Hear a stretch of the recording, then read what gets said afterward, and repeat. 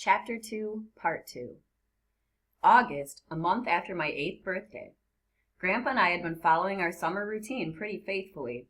Some days, though, I'd stay home and go fishing with R.C. down on the Yazoo. He was a good fisherman, even though he always used a cane pole.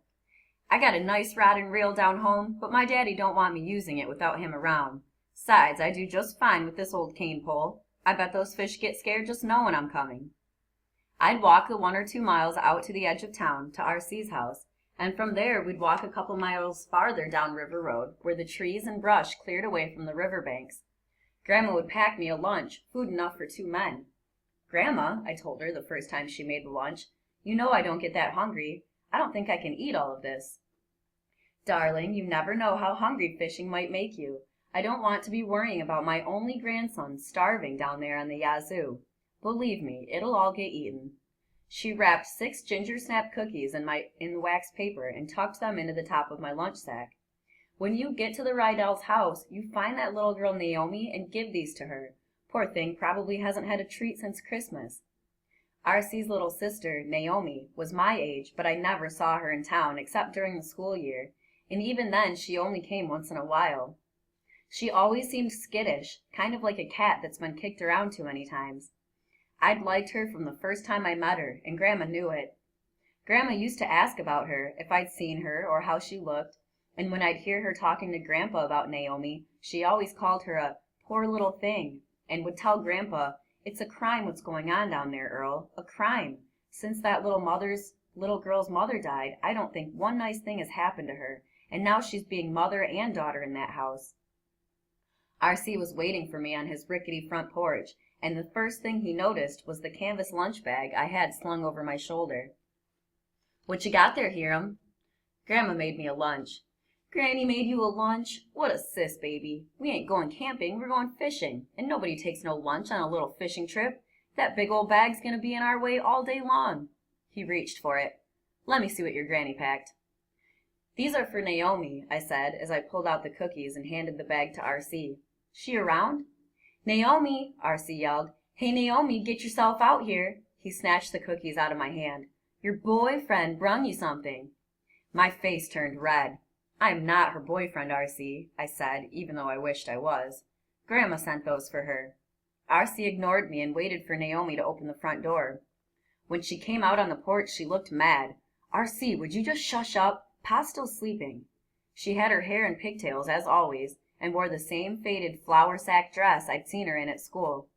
"Hey, Hiram," she smiled when she saw me, and I felt my face turn red again. "Hey, Naomi, my grandma sent something for you." I pointed to the wax paper bundle R.C. held in one hand. "Sweets from your sweetie," R.C. teased. "Ain't Hiram a regular old Romeo? Your other boyfriend's gonna be jealous when they find out about this, Naomi." Naomi walked down the front steps to R.C. and held out her hand. With anybody else, R.C. would have eaten the cookies himself, or crumpled them up, or tossed them on the roof. With Naomi, he handed them to her with a smile. Naomi unwrapped the cookies. "Gosh, Hiram, your granny sure is nice." She took a big bite out of one and said with her mouth full, "Wish I could go fishing with y'all, but I got chores to do, and then I got to fix lunch for Pa when he wakes up." She wrapped the cookies in the wax paper and trotted up the porch steps. "Tell your granny thanks, Hiram," she said before she went back inside the house. "And good luck fishing. I hope R.C. brings back some fish for supper." I watched the door close behind her and wished I could have thought of something nice or clever to say to her. Instead, I just stood there like a post until R.C. punched me on the shoulder. "Come on, Romeo. We don't got all day for you to stand here gawking at my little sister."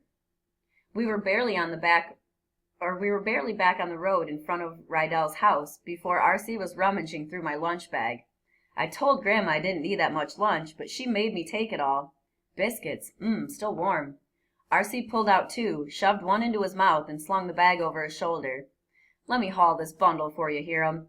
We's walking a ways to get to the good fishing hole, and you're so little you'd get wore out carrying this load the whole way." He ate the other biscuit and fished around inside the bag. Sausage. He pulled out a handful of dark brown sausage links. "This is good stuff, Hiram boy." R.C. ate as we walked, stuffing himself with the loot Grandma had packed. When we were still a ways from our fishing hole, he belched and handed the half-empty bag back to me. "Your granny does know how to cook, Hiram, that's one sure thing. You carry this for a while." By noon we were both hungry, and we filled up on Grandma's sandwiches, thick slices of homemade bread with a slab of honey ham between them. The bottom of the sack held a dozen ginger snaps, which we finished off after the sandwiches were gone. We saved the 2 apples to eat on the way home. Though I loved spending time at the river, I never got any good at fishing. Most of the time, I'd pull up my line to see a bare hook stripped of its bait by a sneaky catfish. R.C. tried to show me how to tell if a fish was nibbling at my bait, but I never caught on. That old cane pole didn't slow R.C. down at all. He seemed to snag fish at will. Every time he hooked one, he'd laugh and jerk it out of the river onto the shore, where he'd let it flap and flail on the ground. If it was too small, he'd snap it in the head with his finger to stun it, take it off his hook, toss it back into the river. "Ain't worth my time, little fish," he'd say. "You eat some more of Hiram's bait and work on growing. Maybe next year I'll come back and catch you for Naomi's frying pan." The keepers he put on a stringer, a woven cord with a 3-inch nail tied to its end, anchored with a rock on the riverside. To add a fish to the stringer, R.C. would work the nail up through the fish's gills and pull it out of his mouth. Then hammer the nail back into the ground with a rock and toss the fish into the water to keep them fresh until we went home. After lunch, R.C. got restless. He had a few keepers and didn't pay much attention to his fishing line after he cast it into the river. I enjoyed sitting there, full of Grandma's lunch, watching the thick green river flow past, hearing the locusts buzz in the brush around us, feeling the hot Mississippi sun on my back. R.C. didn't like silence. He wanted to talk, mostly about things I had no interest in. "Hiram, ain't them Remington brothers strange? Dancing round in their underwear? Dang, but that is strange. Maybe they were too hot. Hot? Maybe they's fairies." "Huh? Fairies? You know, queer. Pa thinks so." I had no idea what R.C. was talking about, so I shut up and concentrated on my line in the water. Sometimes he could be pretty hard to take. R.C. turned back to his own pole for a few minutes and was quiet, but only for a few minutes.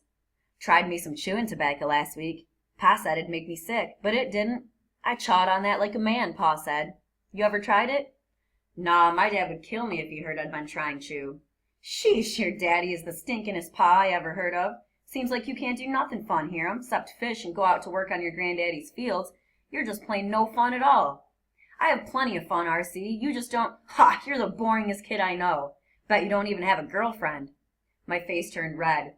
Except for Naomi, I never even talked to girls. "I got me one, Becca McRae. Last year she liked me to walk her home from school. I seen her underwear, Hiram." Who cares, I thought. R.C.'s stories were making me tired, and fortunately a tug on his line distracted him for a moment. He jerked a smallish catfish onto the shore. It flopped and glistened in the sun, snapped its head, and pointed stingers from side to side. "Hoo, boy, this one's a little fighter." R.C. stood out of the fish's way as it flashed on the ground. When it quit flipping around, he stunned it and held it up. "Hey, Hiram, watch this." R.C. held the catfish tight in his left hand and had the nail of his fish line in the other. "What you think's in his eyes?" He pressed the nail gently against the fish's eye. The fish jerked when the nail touched it, but R.C. held it firm. Gradually, he pressed harder and harder with the nail until it punctured the eye and clear fluid trickled out. Shoot, no blood. He took less time with its other eye, jabbing it with the nail, then working the point deep into the socket. "Hey, this little old catfish is just like Mr. Paul. Look at me, I can't see." I felt like I was going to throw up, but I did nothing to stop R.C. He kept poking that fish until it flinched and snapped its stingers into R.C.'s hand. "Ow! Hell, damn it, this thing stung me." He threw the fish to the ground and grabbed his hand. "Ow, ow, ow, that burns." He sucked the wound, then spit. "I hate catfish. Them stingers hurt worse than Pa's belt." And he wasn't finished. He picked up the fish line nail, bent over the fish, and jabbed the nail into its side. Blood oozed out. R.C. jabbed it again and again until it was pockmarked with little bloody holes. Then he threw the nail down and rested one ragged sneaker on the fish. "Look at Hiram, I'm going to squash its guts out."